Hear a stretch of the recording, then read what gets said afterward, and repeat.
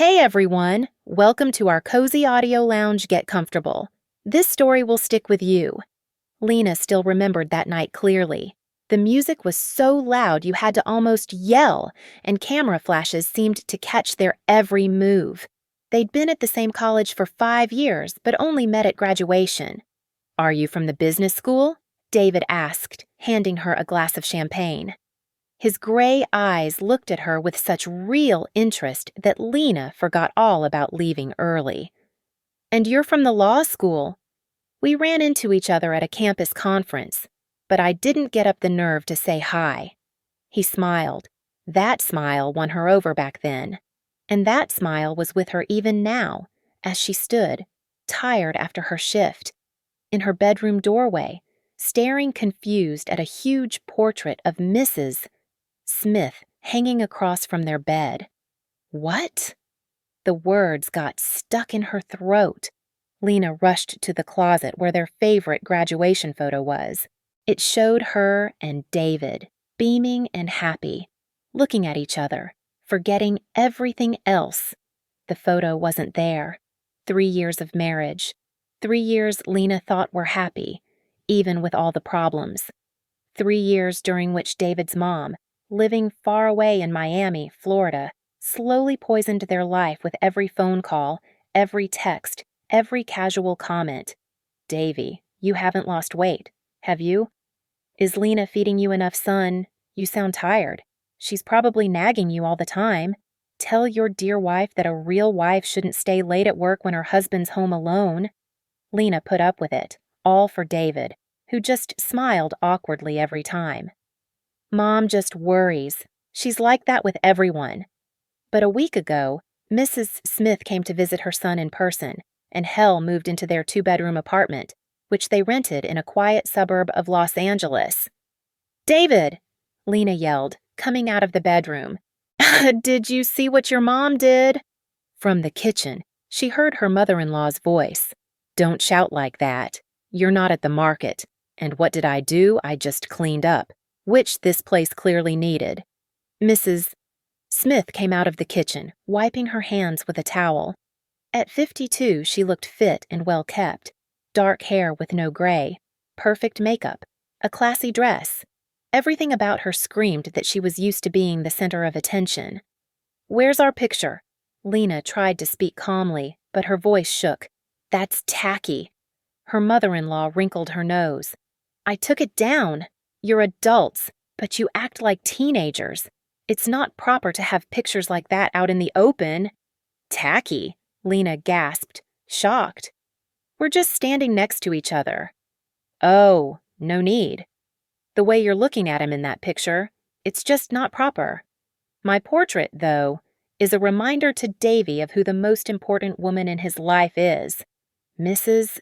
Smith said this with such a smug smile that Lena wanted to scream, "The most important woman in David's life is me, his wife. Ma'am." Her mother-in-law stepped closer. "Wives come and go, but a mother is a person's only one. Remember that, girl." Just then, the lock clicked in the hallway, and David walked in. He looked tired after work, but his face brightened when he saw his mom. "Mom, did you already make dinner?" "You didn't have to."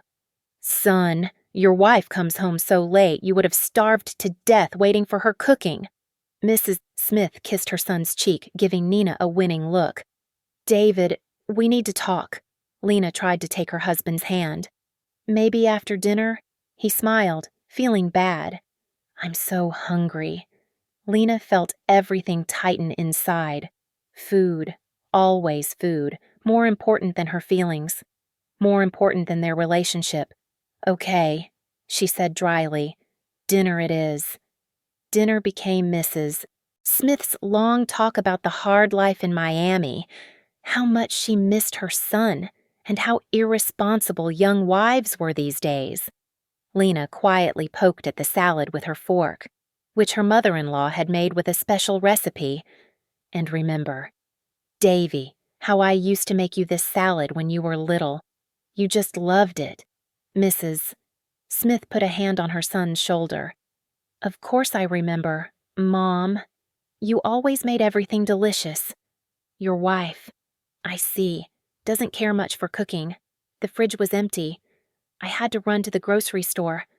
I just didn't have time," Lena began, but her mother-in-law cut her off. "You should always make time for family. Darling, remember that?" After dinner, when David went to shower, Lena started clearing the table. Mrs. Smith kept sitting, watching her daughter-in-law with clear dislike. "I found some cheap little things in your closet and threw them out. I hope you don't mind." Lena froze. "Oh, which little things exactly?" "Well, there were some glass figures, clearly fake Chinese stuff. They just took up space. That was my grandma's collection." Lena's voice trembled. "They were Bohemian crystal." "Oh, well, excuse me," her mother-in-law said, not sounding sorry at all. "I don't know about those things. They looked cheap." Lena felt tears welling up. That was the last memory of her grandma who raised her after her parents died. A collection of small glass animals her grandma had collected her whole life. Where are they?" She barely managed to say, "In the trash can, where they belong." Mrs. Smith shrugged. Lena rushed to the kitchen trash can. There, among food scraps and packaging, lay the broken pieces of the figures, a small glass deer her grandma brought back from a trip to Prague, a bird with a gold beak, a gift from her grandpa. Everything was shattered. "Did you break them on purpose?" Lena asked softly, picking up the pieces. "What, they just slipped from my hands." Her mother-in-law smiled innocently. "It happens." David came out of the bathroom, whistling a tune. "What happened?" he asked, seeing his wife kneeling by the trash can. "Your mom broke Grandma's collection." Lena looked at her husband with red eyes. "I told you it was an accident," Mrs. Smith exclaimed. "Don't make me out to be a monster." "Lena, why are you like this?" David went to his wife. "Mom didn't mean it. It's obvious." "Obvious!" Lena stood up, holding the pieces in her hand. "The only thing obvious is that ever since she arrived, this house has been a nightmare. She throws out my things, moves everything around, hangs her portrait across from our bed. And where did she put our graduation photo?" David looked at his mom, embarrassed. "Mom, is it true? You hung your portrait in our bedroom? And what's wrong with that?" Mrs. Smith sniffed. "I just wanted you to always remember that I'm here and will support you no matter what." "But it's still our bedroom." Fine. Mrs. Smith sighed dramatically. "If my portrait bothers you so much, I'll take it down. I just wanted to do something nice." "But the photo," Lena insisted. "Where's our photo?" "What photo? You have dozens of them lying around." "How would I know which one you mean?" "The one from graduation, with David and me together. It was on the dresser." "Oh." Mrs. Smith waved her hand vaguely. "I moved it somewhere. I don't remember." Lena knew her mother-in-law was lying. It was clear from her eyes, from how she avoided looking directly. But David didn't seem to notice, or didn't want to notice. "Mom, please don't touch our things without asking again," he said softly. "And let's take your portrait down from the bedroom." "Okay, of course, son." Mrs. Smith agreed with too much readiness. "I don't want to cause problems. I was just trying to make your home a little cozier. But if my daughter-in-law is so against it," she said, daughter-in-law with such scorn that Lena felt her cheeks flush. "I'm not against coziness," she said, trying to speak calmly. "I'm against someone throwing out my things and changing things in our home without asking." "Oh my goodness, you're so sensitive." Her mother-in-law rolled her eyes. "In my day, women were tougher." The evening ended in tense quiet. Lena went to bed early, leaving David with his mom in the kitchen. Through her half-sleep, she heard their quiet voices and soft laughter. Mrs. Smith was telling her son stories from his childhood, and he was listening happily. completely lost in the past, forgetting the present, forgetting his wife lying alone. The next few days were a real test. Lena left for work early and came home late, but even when she was gone, Mrs. Smith kept up her sneaky work. She moved things around, threw out Lena's makeup. "It's old. I'm taking care of you." Rehung pictures, and was always cooking, as if trying to prove that only she could properly care for poor Davy. Lena felt like a stranger in her own home. Every evening, she came back to a changed place, not recognizing her own apartment, and when she tried to put everything back, Mrs. Smith would make a scene, accusing her daughter-in-law of being selfish and not understanding. "Who am I doing this for?" she'd exclaim, putting her hand to her heart dramatically. "Only for your own good, and you don't even appreciate it." David avoided fights. He tried not to get involved, saying, "You girls will figure it out yourselves. Girls will be girls." This sounded especially insulting, treating 30-year-old Lena the same as his bossy mother-in-law. One evening, coming home from work, Lena found her desk in the living room completely rearranged. All the papers she had neatly arranged for an important project were stacked in one pile. Her computer was moved, and in its place was a vase with fake flowers. "What is this?" Lena asked, walking into the kitchen where Mrs. Smith was feeding David another one of her special dishes. "What are you talking about?" her mother-in-law asked innocently. "My desk." "You moved everything."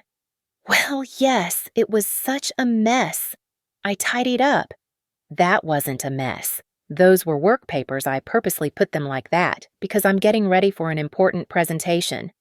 "Oh, come on." Mrs. Smith waved her hand. "Just put them back if you need them. Don't make a big deal out of nothing." "This isn't nothing." Lena raised her voice. "This is my job. I have a client meeting tomorrow, and now I'll have to spend all night sorting out what you've done." "Lena, please don't shout." David stepped in. "Mom just wanted to help." "Help?" Lena couldn't hold back anymore. Ever since she arrived, all she's done is cause trouble. She throws out my things, moves everything around, criticizes my every move, and you let her do all this. You see, Davy, how upset she is," Mrs. Smith said with a sigh. "And you wonder why you don't have kids with nerves like that." This was the last straw. Lena grabbed her purse and ran out of the apartment, slamming the door. She walked around the neighborhood that evening, trying to calm down. David called, but she didn't answer, not now, when everything inside her was boiling with hurt and anger. When she came home, the apartment was quiet. David was sitting in the living room, watching TV with no sound.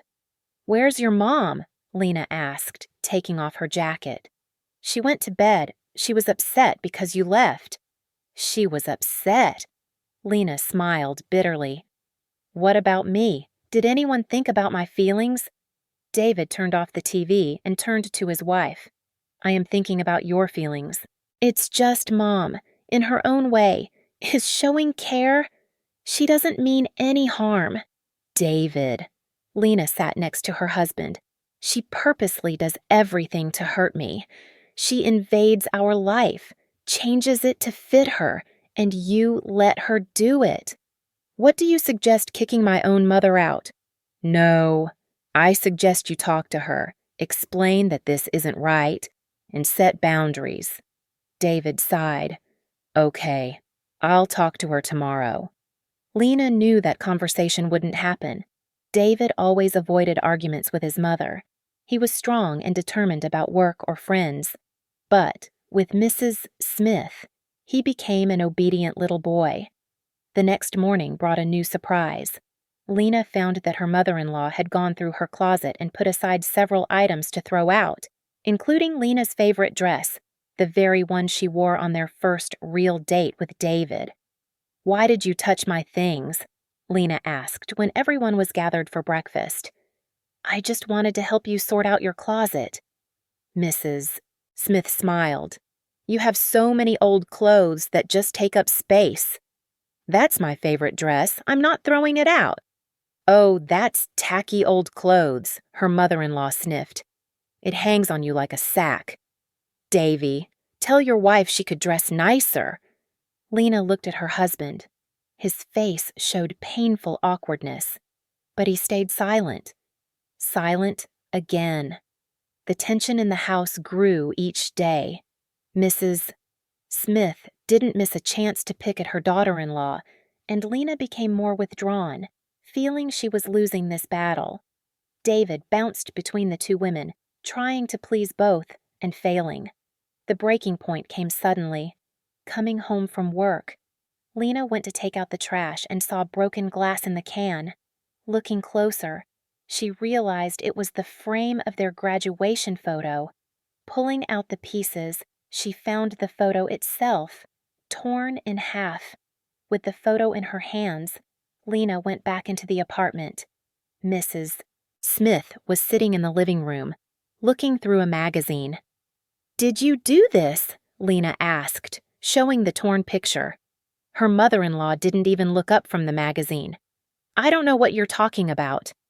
"You tore up our graduation photo and threw it in the trash." "Oh, it just fell by accident and broke? And the photo tore when I was taking it out of the pieces. Don't make such a big deal out of it." Just then, David came home. He immediately felt the tension in the air. "What happened?" Lena silently handed him the torn photo. David took both halves, slowly putting them together. "Mom, did you do this? I already explained to your wife that it was an accident. The frame fell, the glass broke, the photo tore. It was our favorite photo." David said softly, "Oh, well, make 100 more." Mrs. Smith replied, annoyed. "You're like children, honestly." Lena saw David's face change. For the first time during his mother's visit, she saw not confusion in her husband's eyes, but real anger. David firmly closed the bedroom door, leaving Lena in the living room. Muffled voices came from behind the door. First, David's calm tone, then Mrs. Smith's angry shouts, turning into sobs. Lena clutched the torn photo pieces to her chest. On one half was a smiling David in his graduation suit, on the other, she herself, looking at him with such adoration that even now, years later, she felt awkward at the honesty of that gaze. Half an hour later, the bedroom door opened. Mrs. Smith came out with red eyes, clearly avoiding looking at her daughter-in-law. She went to the kitchen, making loud noises with dishes. David went to his wife and hugged her. "I talked to Mom. I explained that this isn't okay." "And what did she say?" Lena rested her head on his shoulder.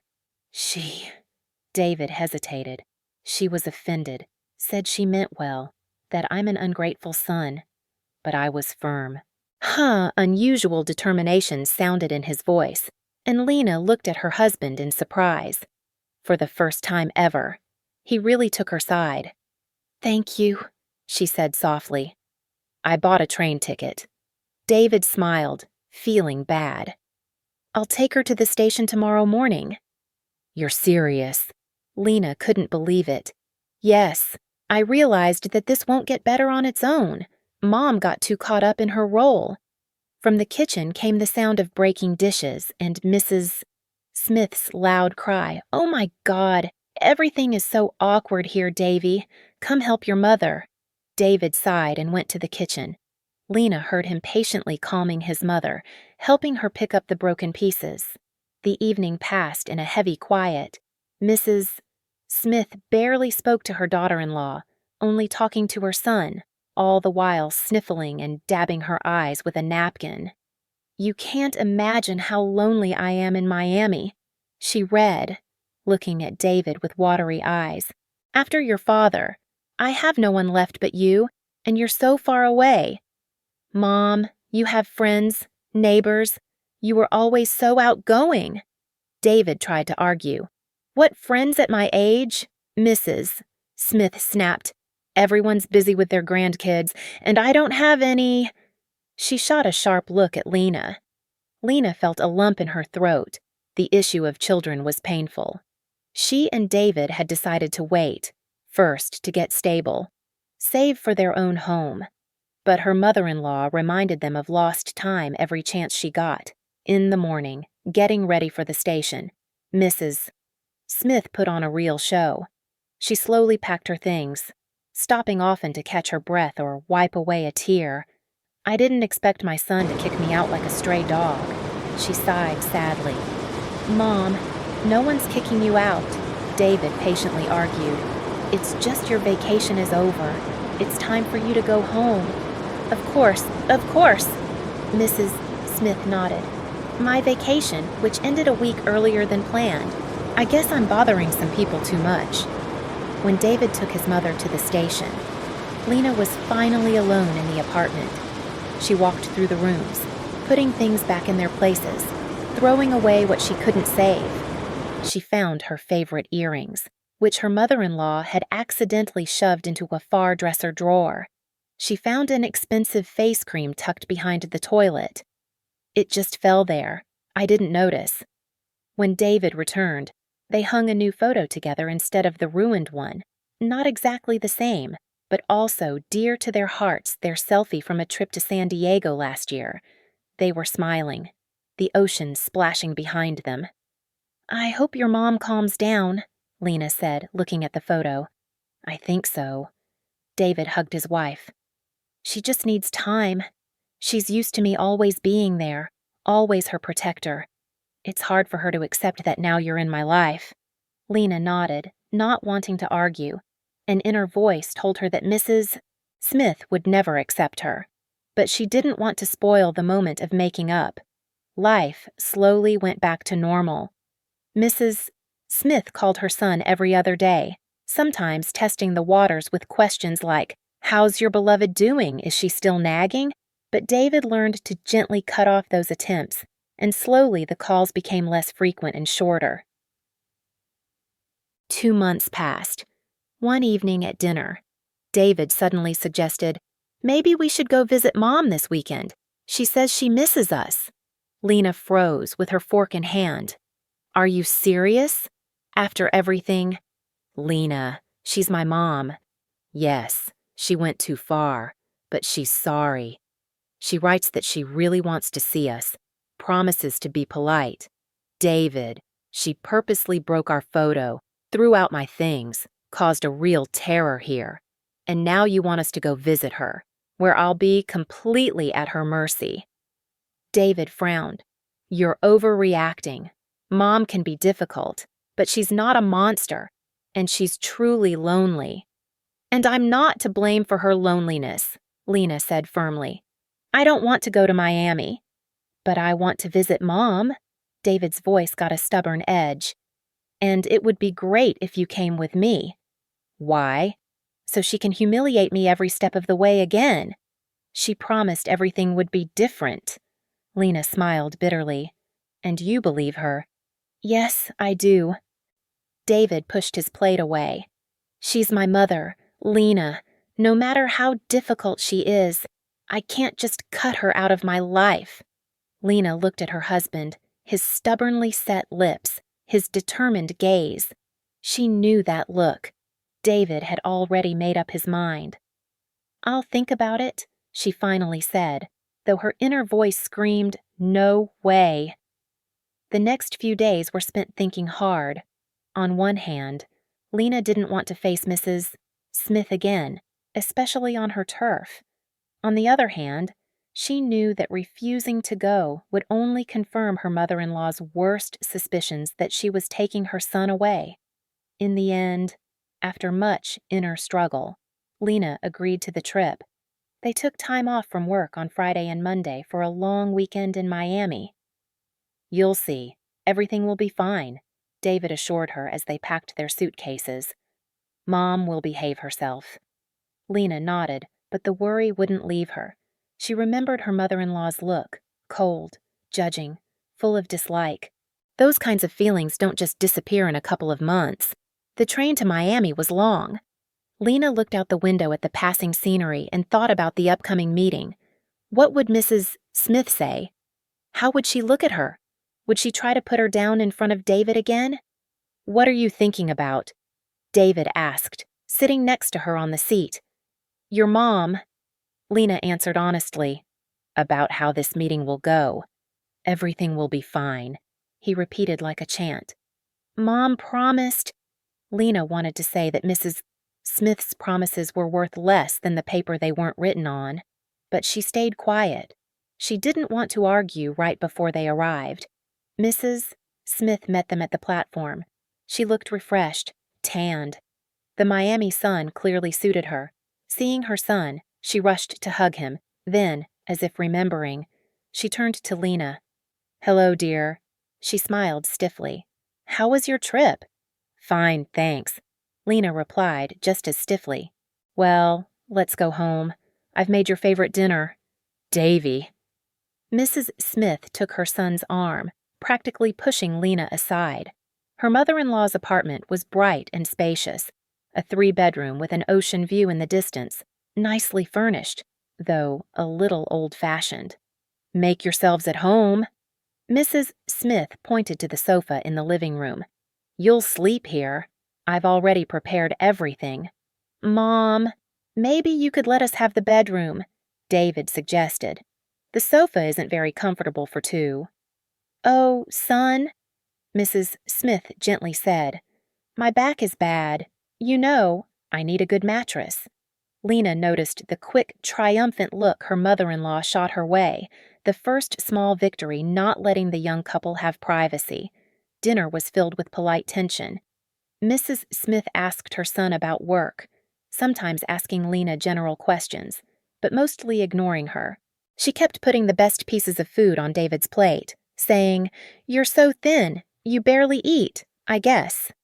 After dinner, Mrs. Smith suggested looking at family photo albums, of course, with David's childhood pictures. Look how cute he was. She showed Lena the photos as if she'd never seen them before, even though they'd already looked through these albums many times. And here we are at the beach. I always tried to give him the very best. Yes, Mom, you were always so caring. David smiled, not noticing how his mother gave Lena a triumphant look at those words. Before bed. Mrs. Smith explained in detail how to pull out the sofa bed, where the sheets were, how to make it properly.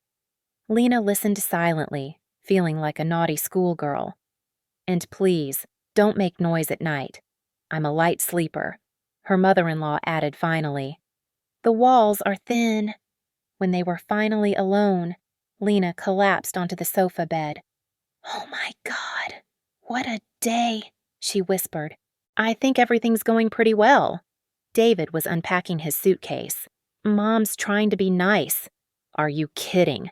Lena propped herself up on her elbows. She barely talks to me, only to you. And those constant hints? What hints? I think you're overreacting? Lena sighed. It was pointless to explain. David didn't see or didn't want to see the subtle jabs his mother was taking at his wife every chance she got. The night on the sofa bed was a nightmare. It creaked with every move, springs dug into her side, and the blanket was too thin for the cool Miami night. David, however, fell asleep right away, while Lena lay awake for a long time, staring at the ceiling and thinking about the days ahead. In the morning, they were woken by loud clanging in the kitchen. Mrs. Smith was making breakfast, loudly banging pots and pans. Good morning, sleepyhead, she exclaimed when a sleepy David appeared in the kitchen. I made your favorite pancakes. Thanks, Mom. David yawned. But you didn't have to get up so early. Nothing's too much trouble for my beloved son. Mrs.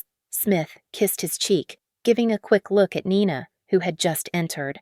And good morning to you, too. Will you have pancakes? No, thanks. I usually just have coffee in the mornings. Lena replied. Oh, what nonsense, her mother-in-law exclaimed. You can't start the day without a real breakfast.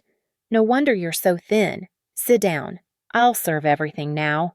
Lena reluctantly sat at the table. David, not noticing the tension, eagerly ate the pancakes. "Mom, you're always the best," he praised, eating his third pancake. "No one makes pancakes better than you." "Of course, son." Mrs. Smith stroked his head like a small child. "I know what you like." After breakfast, Mrs. Smith suggested a walk along the boardwalk. The day was sunny, and the walk could have been nice if not for her mother-in-law's constant attempts to push Lena aside and hog her son's attention. "Davy, remember how we used to walk here when you were little?" she chirped, holding his arm tightly. "And that's where your favorite carousel used to be. Too bad it's gone now." Lena walked beside them, feeling like a third wheel. When she tried to join the conversation, Mrs. Smith either ignored her or answered briefly and quickly changed the subject. "At a cafe on the boardwalk, Mrs. Smith insisted they sit at a table by the window with an ocean view. Just how Davy likes it. The table was small, for two, and Lena had to pull a chair from a nearby table, sitting at the very edge, almost outside their small group. "David, you didn't forget that we have a meeting with your old friends tomorrow?" Mrs. Smith asked, stirring her tea. "Steve and Mike really want to see you. They both work here now. Can you imagine?" "No, you didn't tell me?" David looked surprised. "But it would be great to meet them." "Lena, you don't mind, do you?" "Of course not," Lena replied, though she had a feeling she'd feel like an outsider at this meeting too. "Excellent, Mrs. Smith clapped her hands. "I've booked a table at a restaurant for tomorrow evening. Your whole old gang will be there." Lena noticed how her mother-in-law avoided eye contact when saying this, clearly planning something. In the evening, while David was showering, Lena decided to talk directly with Mrs. Smith. She found her mother-in-law in the kitchen, washing dishes. "Mrs. Smith, can I talk to you?" "Of course, dear." Her mother-in-law didn't turn around, continuing to scrub a plate as if it were coated in ancient grime. "I'm listening. I feel there's still tension between us, and I'd like to fix it, for David's sake." Mrs. Smith finally turned around, wiping her hands with a towel. "Fix what?" She smiled an unnatural smile. "I don't have any problems with you." "But you constantly—" Lena paused, choosing her words. "You don't let me feel like part of the family. You constantly push me away from David." "What nonsense!" Mrs. Smith sighed dramatically. "You're just too sensitive. I'm merely looking after my son, and if you don't like it, well, that's your problem." "I also look after him," Lena said firmly. "He's my husband."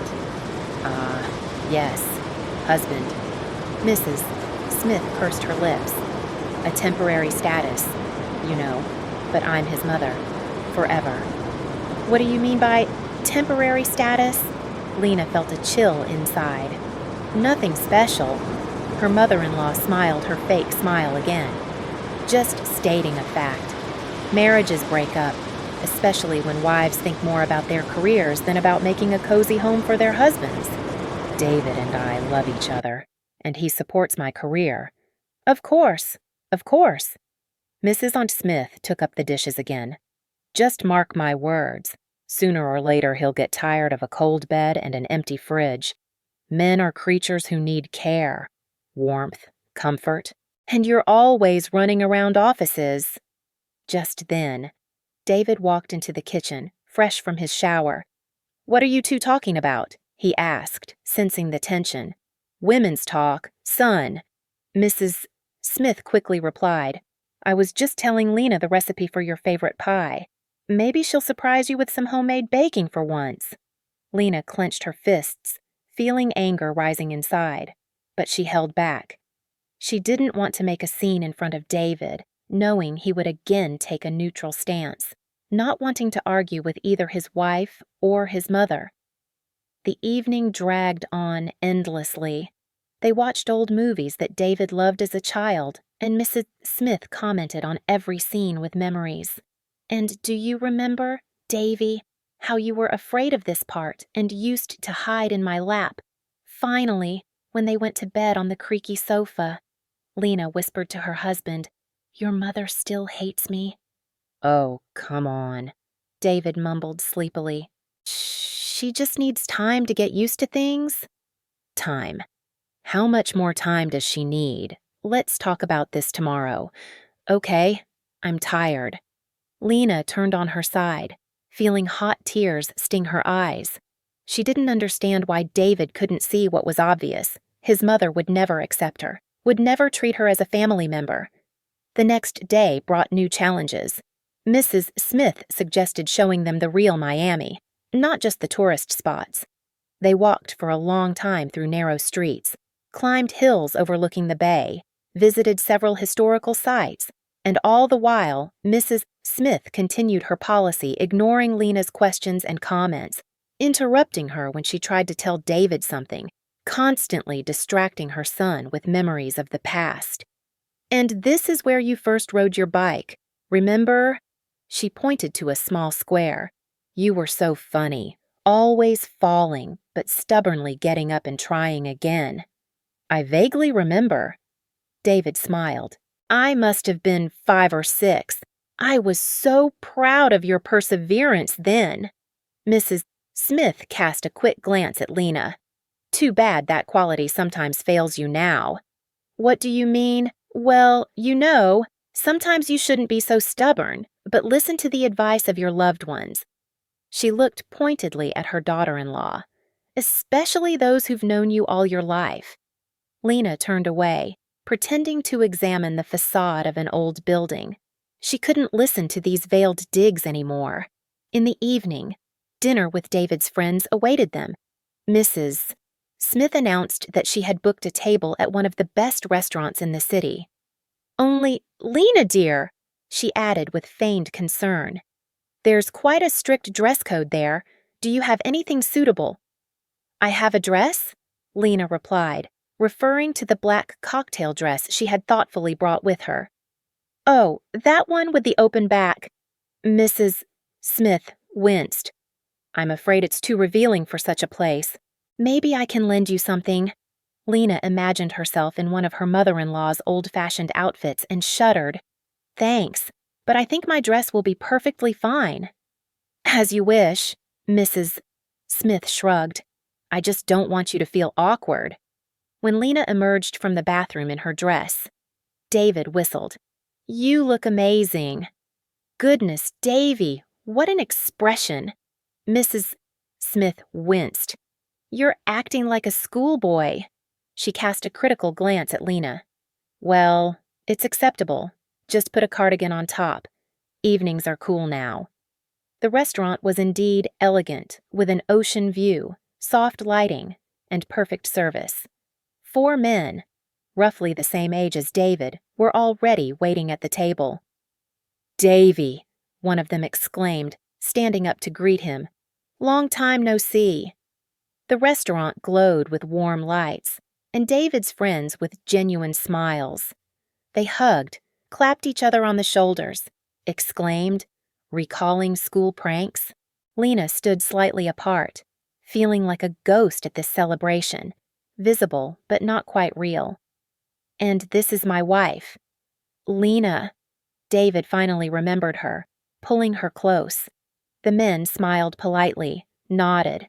Someone mumbled a compliment, but their interest in her immediately faded as the conversation returned to shared memories.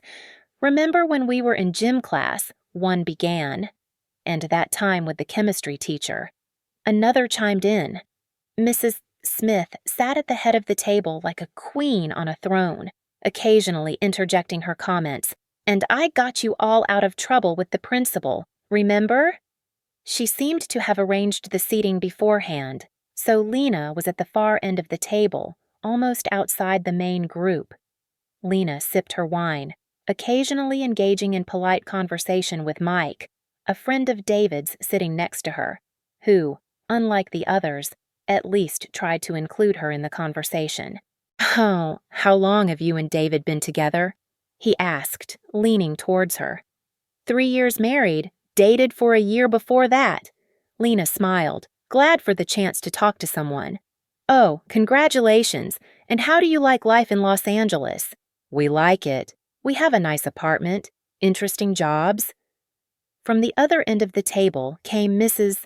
Smith's loud voice. Davy, why don't you come back to Miami? Your father always said that real life is here, the ocean, the sun, peace, not the Los Angeles hustle and bustle. Lena froze with her glass in hand. So that was it. That was the real purpose of this dinner, this meeting with friends, to lure David back into the arms of his hometown, under his mother's wing. Yeah, Davy, come back, one of the friends seconded. I just had a spot open up at my firm. They'd snap you right up. And the salary's good, another added. Not Los Angeles money, of course, but enough for life by the ocean. David smiled awkwardly, glancing at his wife. Lena saw a mix of nostalgia and confusion in his eyes. Thanks, guys, but Lena and I have good jobs in Los Angeles. Jobs. Mrs. Smith waved her hand. What's a job compared to the quality of life here? The air is clean, the fruit is real, the people are kind. And what do you have in your Los Angeles traffic jams? Smog. And an endless race for money. Lena felt everything clench inside.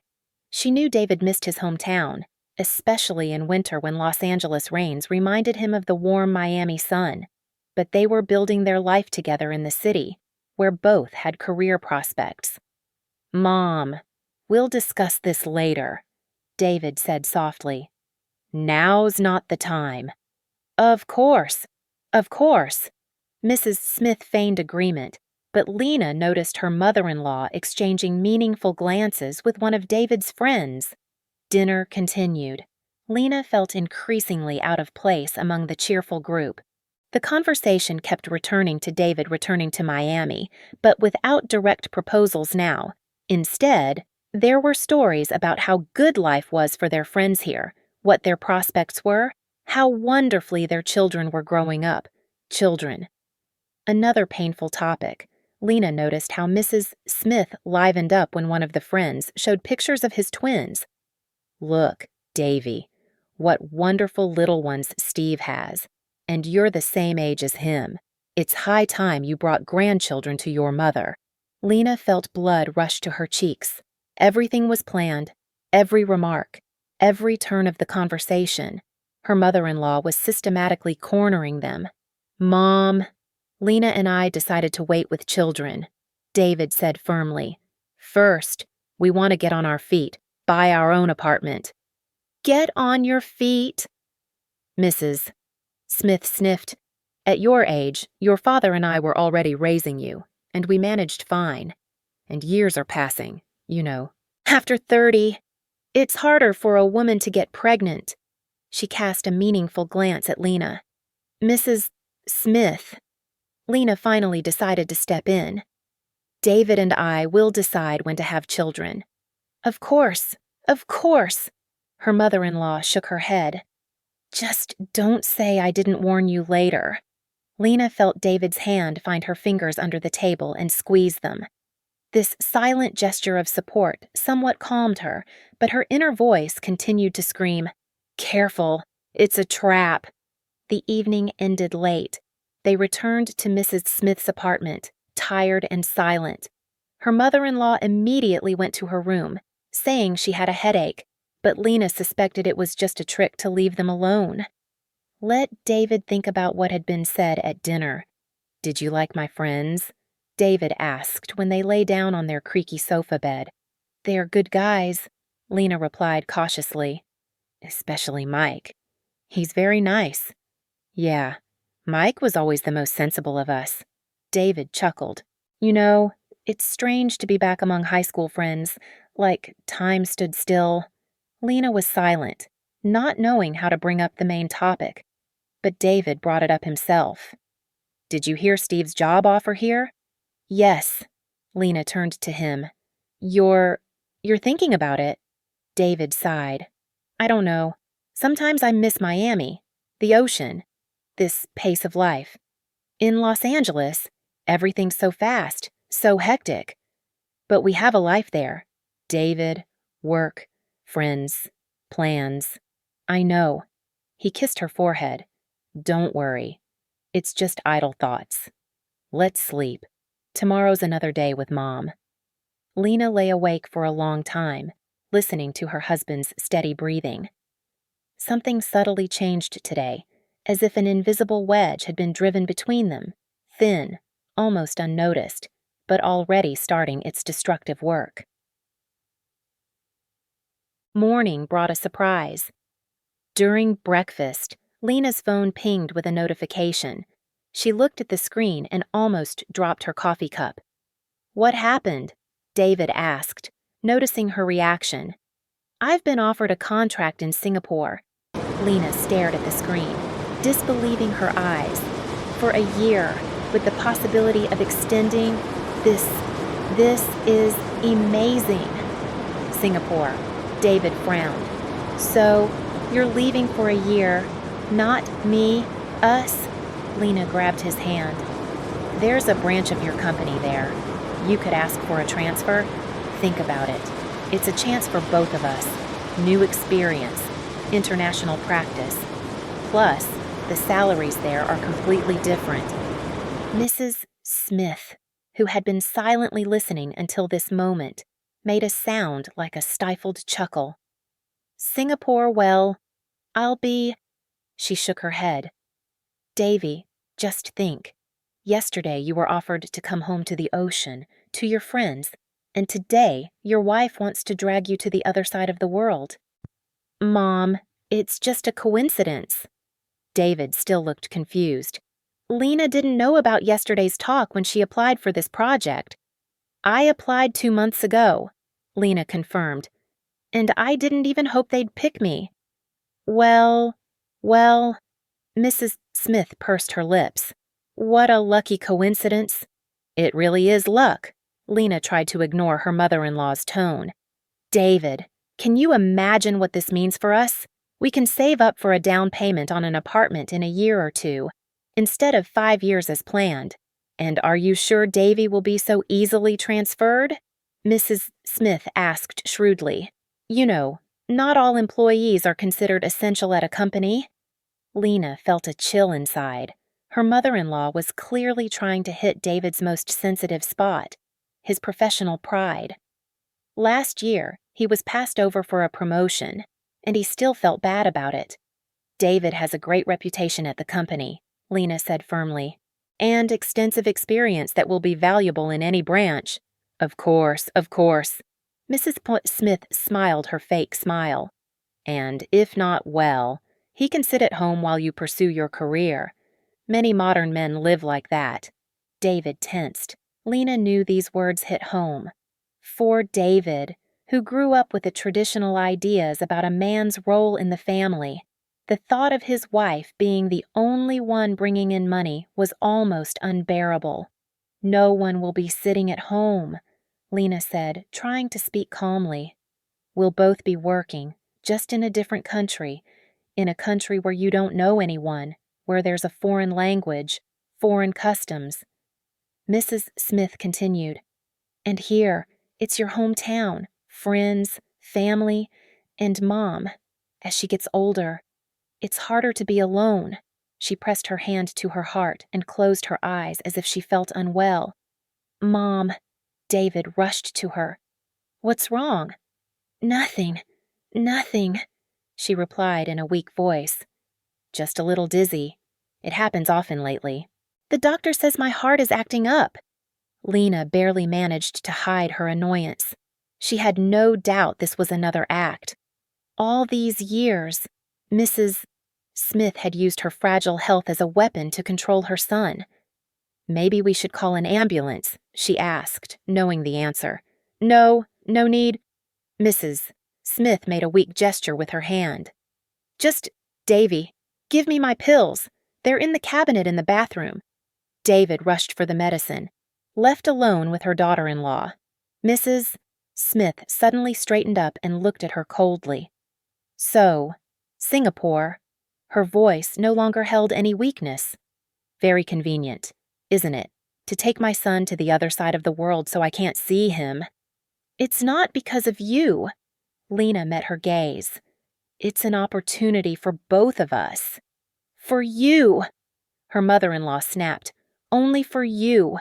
David will be a nobody there, an errand boy in a foreign country where his experience is useless. You don't know that, but I know my son. Mrs. Smith interrupted. I know what's important to him, respect, recognition. And what will he get there? He'll be in your shadow, playing second fiddle. David's footsteps were heard, and Mrs. Smith instantly went back to being a weak, sick woman. She leaned back in her chair, closing her eyes. Here, Mom, your pills. David handed her a glass of water and a pill pack.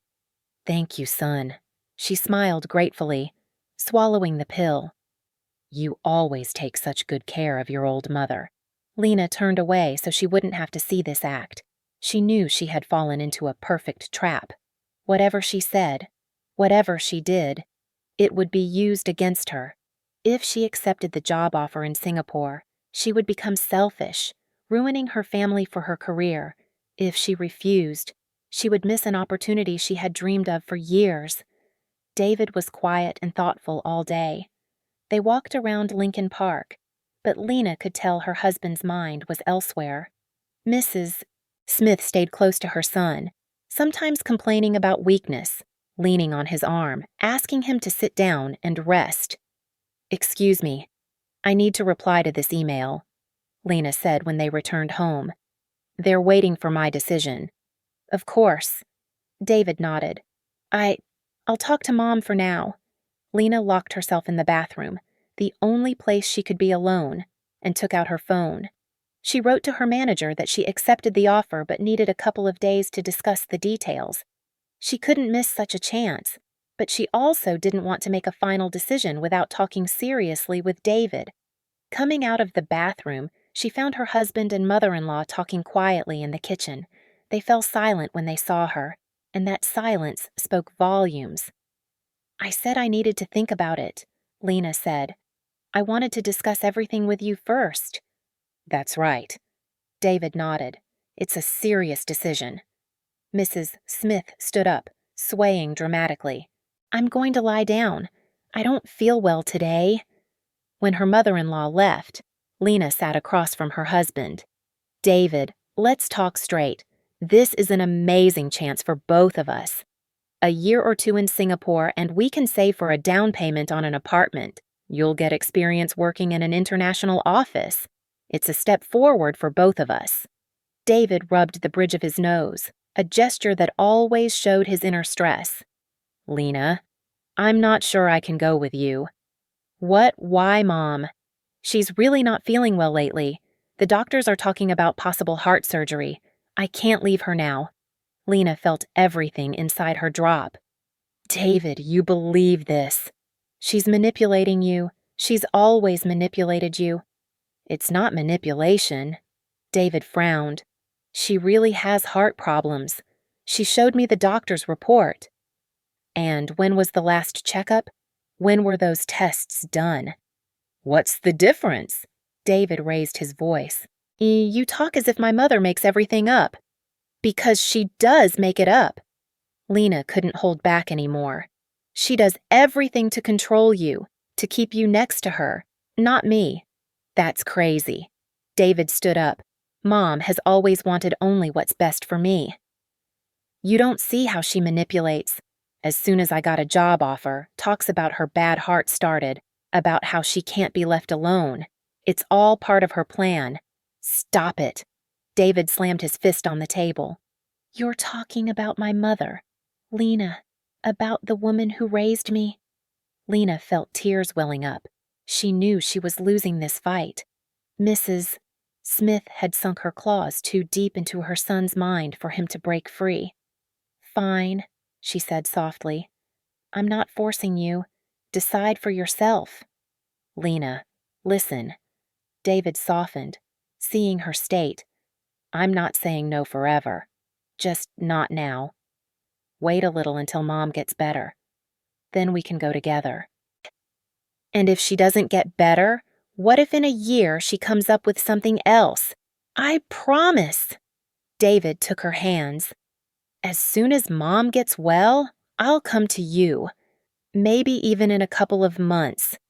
Just don't make me choose between you right now." Lena pulled her hands away and went to the window. She looked at the Miami rooftops, at the distant ocean, and knew that her marriage was falling apart. She faced a choice: give up a career opportunity for a husband who couldn't stand by her, or leave alone, risking losing him forever. "I accepted the offer," she finally said, without turning around. "I'm flying in 2 weeks. You can come when you're ready." She heard David's heavy sigh. "I understand," he said after a long pause. "It's your decision." Such disappointment was in his voice that Lena barely resisted the urge to give up everything just to not hear those notes, but she knew that if she backed down now, Mrs. Smith would win completely, and then their marriage would not survive anyway. It would slowly suffocate under the control of her bossy mother-in-law. The rest of their stay in Miami passed in tense silence. Mrs. Smith, feeling her victory, softened a little towards her daughter-in-law. Now, her look held more condescension than hatred. She even tried to pretend she supported Lena in her career goals. "Of course, dear. I understand how important this is to you," she said with a fake smile. "And don't worry, I'll take care of Davy while you're away."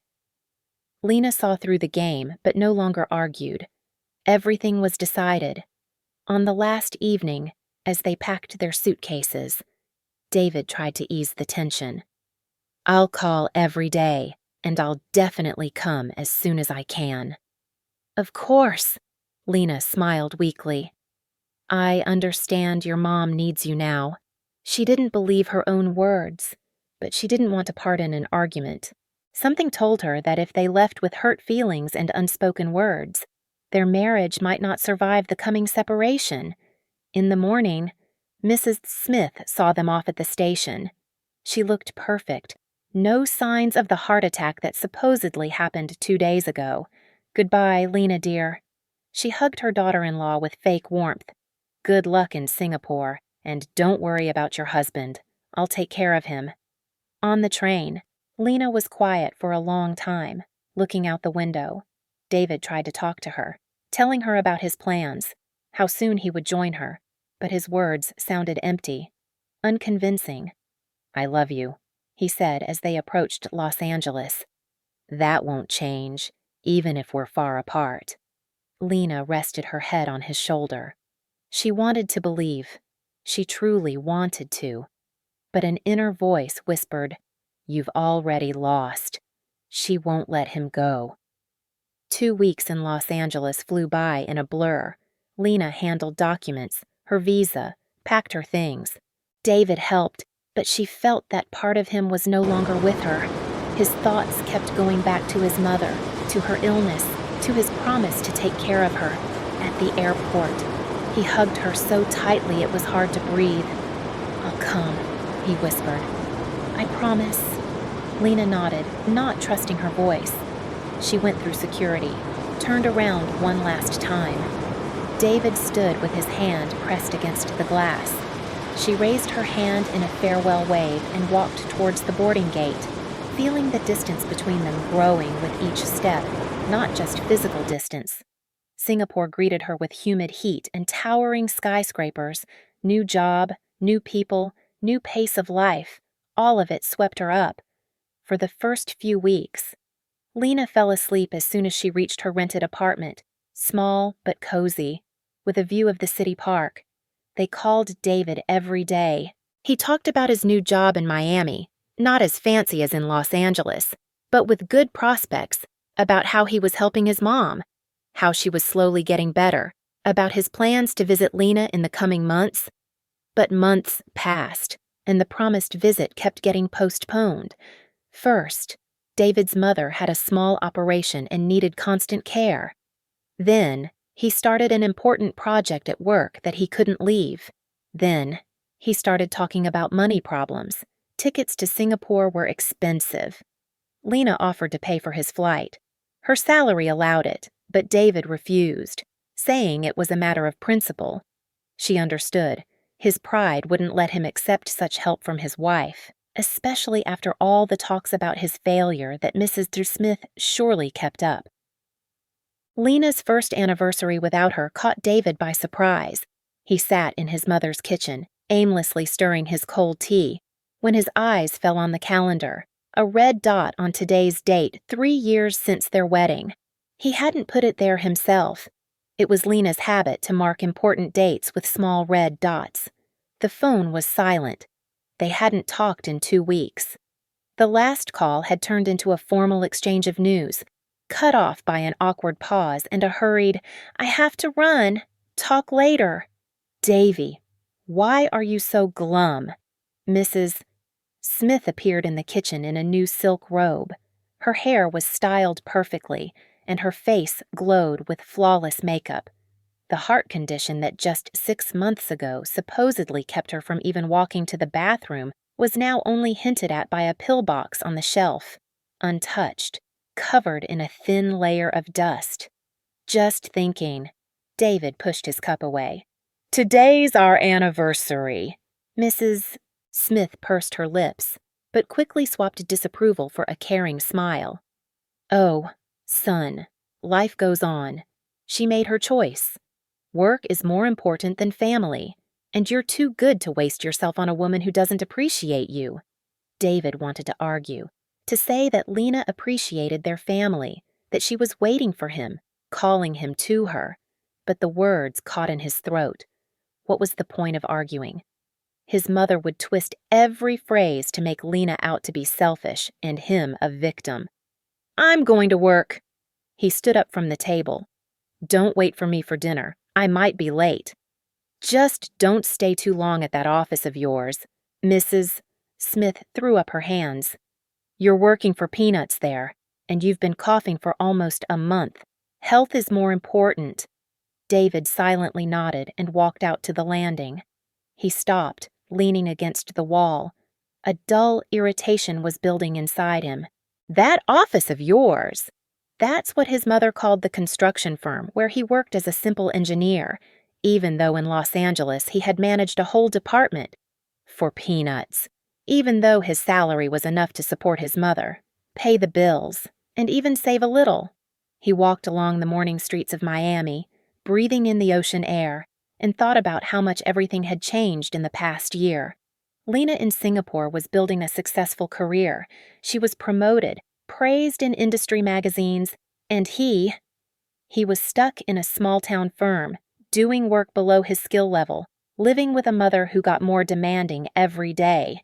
The phone vibrated in his pocket. David took it out, his heart pounding. Maybe Lena, but it was just a notification from his banking app. His salary had arrived. He sighed and silenced his phone. The whole day passed in a haze. He checked calculations, approved plans, nodded at meetings, but his thoughts were far away.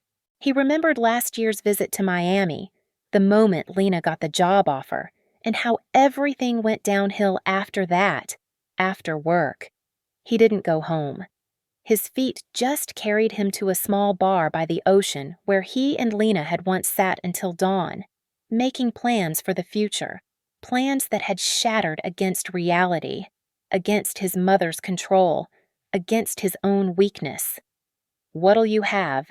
The bartender, a young guy with a cool beard, wiped the counter in front of him. "Whiskey, double!" David ran a hand over his face. "And can I charge my phone?" "Sure, here's an outlet." The bartender nodded to the wall next to the counter.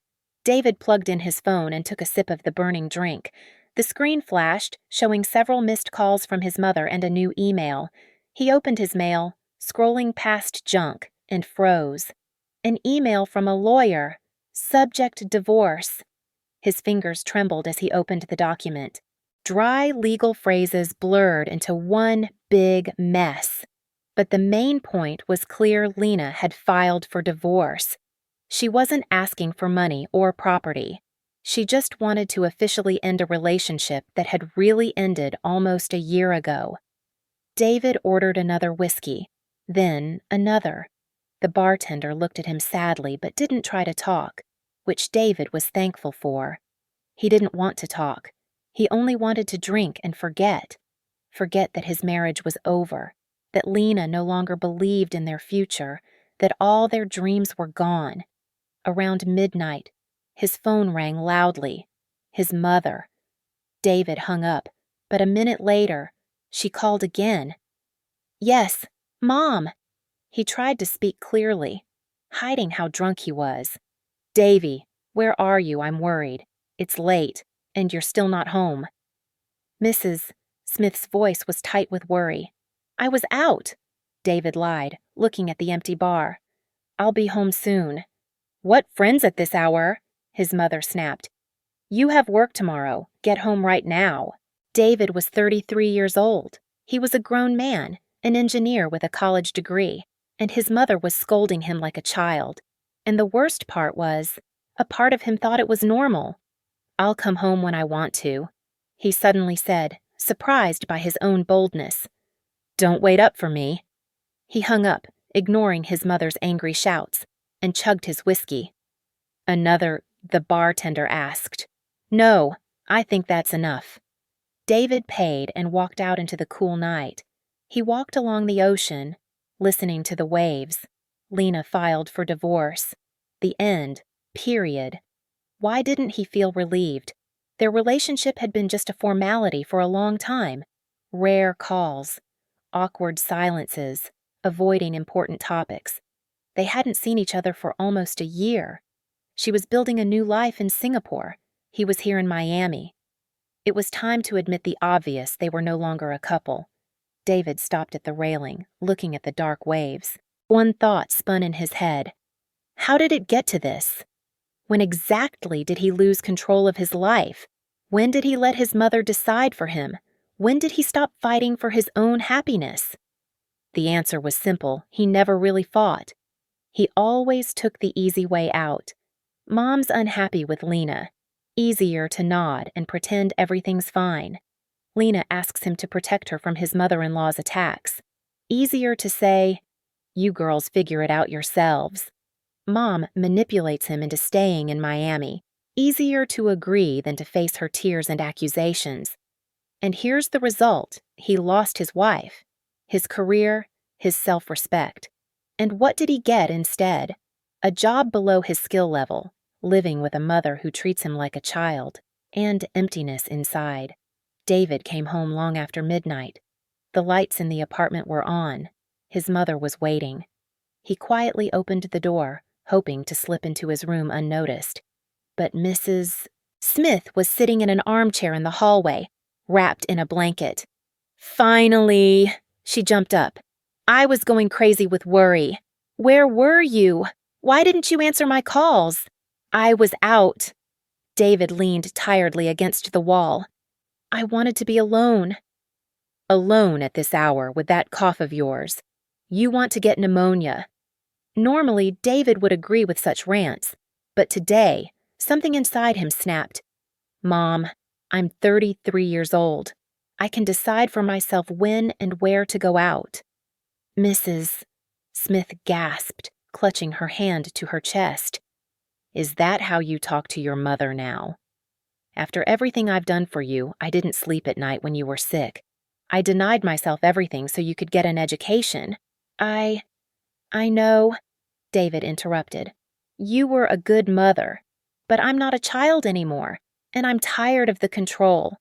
"Control?" Mrs. Smith dramatically threw up her hands. "I'm just taking care of you. Who else will take care of my boy?" "My wife could have," David said softly, "if you hadn't interfered." For a moment, fear flashed in Mrs. Smith's eyes, fear of being exposed, but she quickly pulled herself together. "Your wife," she sniffed, "who abandoned you for her career, who didn't even call today on your anniversary." "Lena filed for divorce," David said in an even voice, though everything inside him clenched with pain. Mrs. Smith fell silent, clearly not expecting such news. Then her face softened into a smile that didn't reach her eyes. "Well, you see, I told you she didn't appreciate you. Honestly." I'm even glad. You deserve better. Son. Someone who will be there, who will make a real family. She was there. David broke his mother's flow of words for the first time. It was I who didn't go after her. I chose you, not her. And you know what? That was a mistake. In the quiet that followed, the clock on the wall could be heard ticking. Mrs. Smith looked at her son with wide eyes, as if seeing him for the first time. What? What are you saying? The truth. David straightened up. You manipulated me my whole life, especially the last year. Your illness miraculously got worse every time I talked about going to Lena, and just as miraculously got better when I stayed. How can you... Mrs. Smith clutched her heart. I really do have health problems. Doctors confirmed it. Doctors confirmed minor age-related changes, David said sharply. I saw your medical records when I picked up the test results. You didn't need any operations, no constant care. Mrs. Smith turned pale. Then her face twisted in anger. You dug through my papers, spied on me. Didn't spy. I just finally decided to check if what you were telling me was true.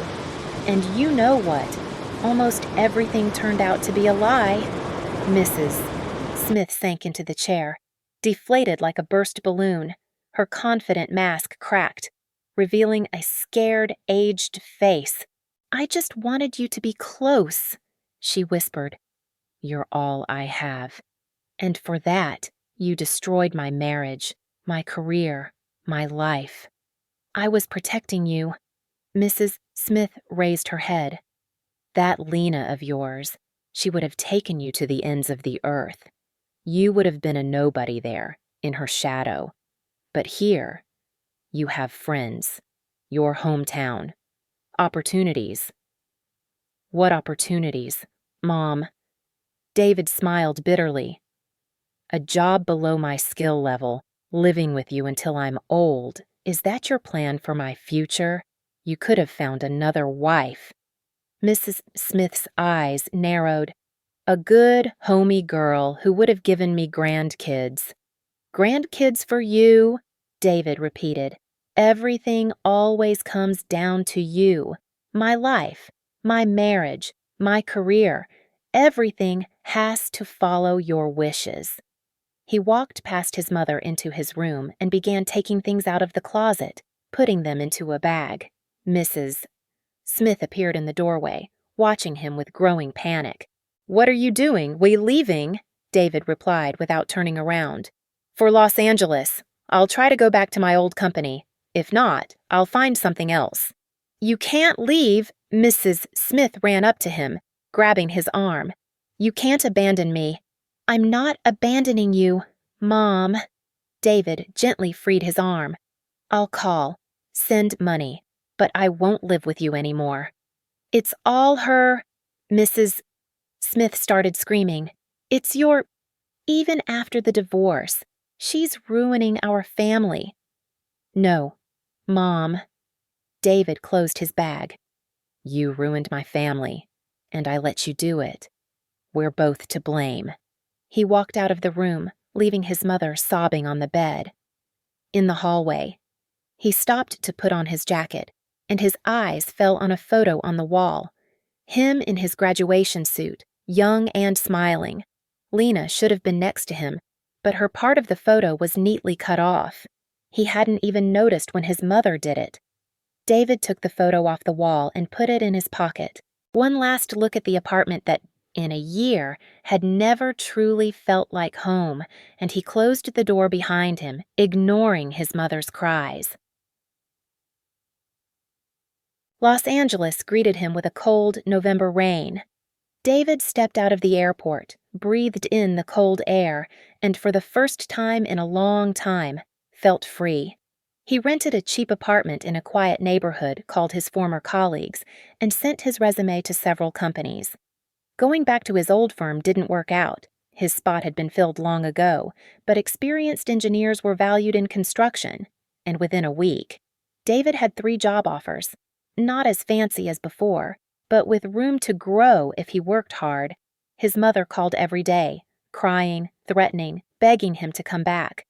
David patiently listened to her but stayed firm. He sent her money, asked about her health, but firmly cut off any attempts to control him. "Mom, if you're really not feeling well, call a doctor. If you need surgery, I'll pay for it. But I'm not coming back to Miami." Slowly, Mrs. Smith accepted it. Her calls became less frequent, and their talks calmer. She even started asking about his work, his plans. Maybe for the first time, she started seeing him not as her Davy, but as a grown man with his own life. David signed the divorce papers without arguing. Lena's lawyer was surprised by his cooperation. Usually, divorces involved fights over money and blaming each other. "I have nothing to divide with my wife," David explained. "Everything we had, I already lost." In the evenings, coming home from work to his empty apartment, he often took out that graduation photo, the cutoff one, with empty space where Lena should have been. Sometimes he imagined her living in Singapore, the bright city lights, tall buildings, new friends, a new life. Did she try to find happiness with someone else? Could she forget his betrayal? He tried to find her on social media, but Lena seemed to have deleted all her accounts or just changed her name. Starting fresh. Her work email no longer replied. She had changed companies or jobs. One day, looking through a professional magazine, David saw an article about an international construction conference in Singapore. Among the speakers, Lena Miller was mentioned. She now used her maiden name. A tiny photo showed her at a podium, confident, beautiful, with short hair instead of the long hair he remembered. David stared at that photo for a long time, trying to see in this successful woman his Lena, the one who looked at him with loving eyes at graduation, the one he planned a future with, the one he lost because of his own weakness. In the spring, as Los Angeles was filled with blooming apple trees, David was offered a position on an international project, a big promotion, interesting work, chances to travel. He accepted right away. Life was slowly getting better, day by day. His relationship with his mother also changed. Mrs. Smith no longer tried to control his life, no longer threw fits if he didn't call for a few days. Maybe she finally understood that too much mothering led to losing her son, not keeping him. Maybe she just accepted what had to be.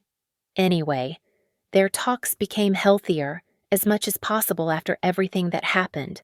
But sometimes, especially on quiet evenings, David would take out his most precious item from his desk drawer, a piece of the graduation photo, cut off, with empty space instead of Lena, a symbol of what he had lost, a reminder of a mistake he couldn't fix. He touched the shiny surface of the picture, remembering that night the music, the laughter, the feeling of endless possibilities. They were so young, so innocent, so sure of their future. What would that young couple have said, knowing how it would all end? That Lena would build a successful career in Singapore, and David would try to pick up the pieces of his life in Los Angeles, that they would be separated not by distance, nor time, nor other people, but by his own mother and his inability to resist her control.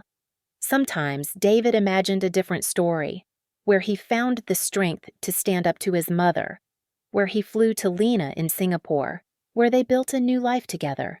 But fantasies stayed fantasies. Reality was here in an empty apartment, in a cut-off photo, in time that couldn't be reversed. Maybe someday he would find the strength to start over, with another woman, with other dreams.